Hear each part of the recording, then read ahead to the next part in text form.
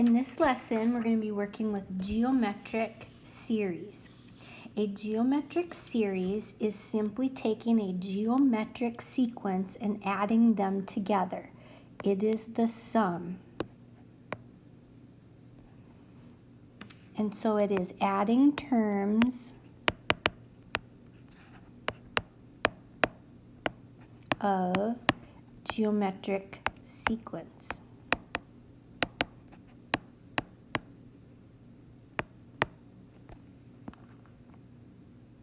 Okay, so in the first problem, I want you to take a look that this is the formula that we're going to use every time. S stands for sum. A sub 1 is the first term, which in this case is 1. Our rate is what happens each time to get from the first term to the next and so on, and we're multiplying by 5. And then our n stands for how many terms there are. In this case, they wanted us to find 10. So we have S sub 10, which means the sum of the first 10. Our first term is 1, and then we have 1 minus our rate to our n power, which is 10, and then we have 1 minus our rate.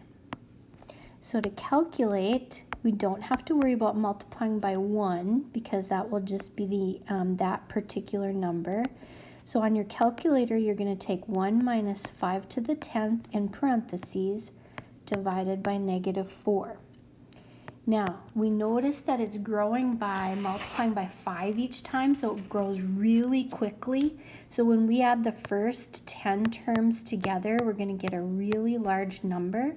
And you should try this on your calculator to practice to make sure that you are getting the right answer. 2,441,406. In our next example, we have our first term is 1 again, our rate is 3, and then our n is 12. We want to find the first 12 terms.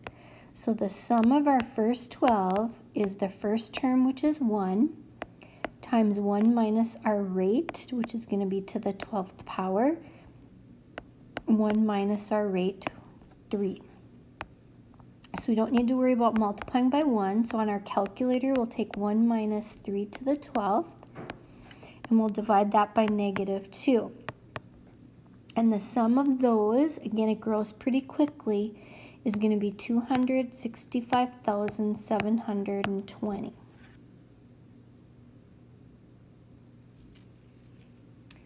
All right, same thing. This time our first term is 2. Our rate is multiplying by 4 each time, and we are doing the first 10 terms. So S sub 10 equals, our first term is 2, 1 minus our rate to the 10th power divided by 1 minus our rate. This time we do have to multiply by 2. So 2 times 1 minus 4 to the 10th power, and then you're going to divide that by negative 3. Another big number because it grows fast, 699,050. All right, let's practice another one. Our first term is 1. Our rate is 2. We're multiplying by 2 each time. And we want the first 10 terms.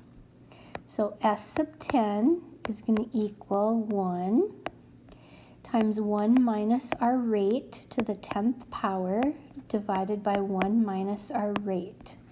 So when we use our calculator, we don't have to worry about the 1, so we'll just do 1 minus 2 to the 10th power and then divide all that by negative 1. And so we get an answer of 1,023, which is a smaller number this time. Okay, we're going to try a couple word problems. Mr. Smith likes writing lots of exam questions. He usually starts out the semester with only 10 questions. That's his start. So that's going to be our first term. He's going to start with 10 questions. But for subsequent exams, he writes 1.5 as many. So that's our rate. We're going to multiply by 1.5. How many questions would be on the 5th exam? So that's going to be our n. So we have s sub 5 equals our first term times 1 minus our rate to the 5th power divided by 1 minus our rate.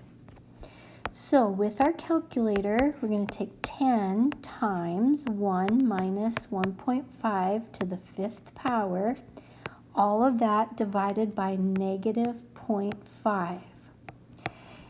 The answer comes out to be 131.875. So we can round that to about 132 questions that he would put on the exam if it was his 5th exam. It's a lot of questions. Next one, a culture of bacteria doubles every hour. So if it doubles every hour, that's our rate. We're going to multiply by 2.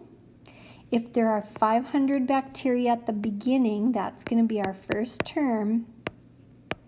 And it doubles every hour, and it wants to know after 24 hours, that's our number. So S sub 24, how many bacteria will we have in 24 hours if we start with 500? 1 minus 2 to the 24th power divided by 1 minus 2. Using your calculator, you're going to punch in 500 parenthesis 1 minus 2 to the 24th power, close the parenthesis, divided by negative 1. You can about imagine that this is going to be a huge number since there's 500 and it's doubling every hour.